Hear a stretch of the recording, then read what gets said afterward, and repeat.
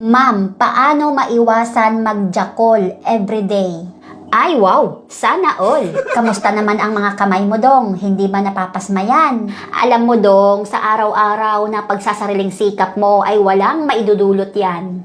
Walang problema kung paminsan-minsan lang. Kasi ayon sa mga doktor, ay safe naman ang pagsasariling sikap. Pero kung kagaya sa'yo dong, no, yung araw-araw mong ginagawa, pinaglalaruan mo yung pututoy mo, ay abay, hindi na magandang habit yan. Kapag ginagawa mo yan araw-araw, unang-una, hindi na maganda yung mental health mo.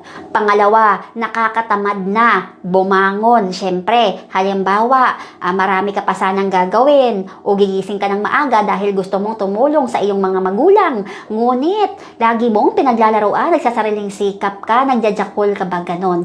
Eh, kapag ganon, siyempre, tatamarin ka kakatapos mo lang mag-ana-ana sa iyong sarili. Eh, siyempre, tatamarin kang di ba? Babangon, matutulog ka na laang. So, ayun, maraming epekto sa iyong sarili dong. At eto na nga, dahil may katanungan ka kung paano maiwasan ito araw-araw. Eto, makinig ka ha. Number 1, ibaling mo na lamang ito sa sports. Halimbawa, mahilig kang mag-basketball. O, yayain mo yung mga kaibigan mo, maglaro kayo sa plaza, mag-basketball kayo, magpapawis.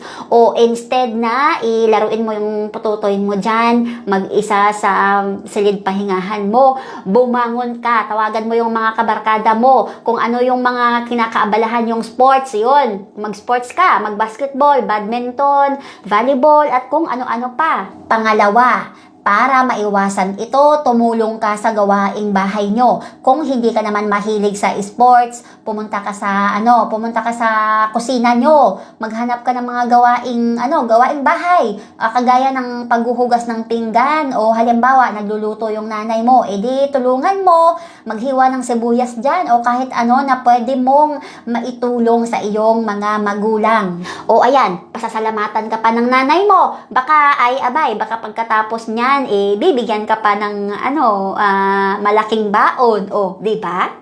At eto, pangatlo, bumangon ka at mag-exercise. Yes, totoo talaga yan. Nakakatulong sa ating mental health. Mas lalo tayong, yung mag-growth yung ating mentality ba, ang utak natin, gagana, magiging malusog siya kapag nag-e-exercise tayo, nagpapapawis tayo, ayun. Tapos, syempre, nagiging healthy ka pa. Aside from that, naaalis yung mga cholesterol mo, at syempre, yung mga toxins mo sa katawan, di ba? Kaya ayan, alam mo na, ha? Huwag kang humingi ng advice sa akin kung hindi mo man lang susundin yan. Nako, sayang ang laway ko sa'yo dong. Yan ang mga sekreto kung paano mo maiwasan ang pagsasariling sikap. Ayan ha, kung gusto ng utak mo, iwasan mo. Ano mo talaga yan? Talagang labanan mo, ha? Huwag araw-araw. Okay lang yan paminsan-minsan kasi nature naman talaga ng mga lalaki yan. Pero kung may partner ka naman sa buhay, huwag mo yan gagawin ha. Huwag mo yan gagawin dahil nakaka-insulto yan sa iyong kapareha. So, ayun lamang, maraming salamat. At syempre, lagi kong sinasabi dito, always honor your wife, love your wife, respect your wife. So, ayun lamang. At syempre, kung hindi ka pa nakapag-subscribe sa aking channel, please subscribe mo naman ako. I-click mo na yung bell at i-like mo na yan, i-share mo na yan at mag-comment ka na. At syempre, kung gusto mo rin na mag-message sa akin kung mayroon kang magtanong ka lamang. So, ayun, maraming salamat. Bye!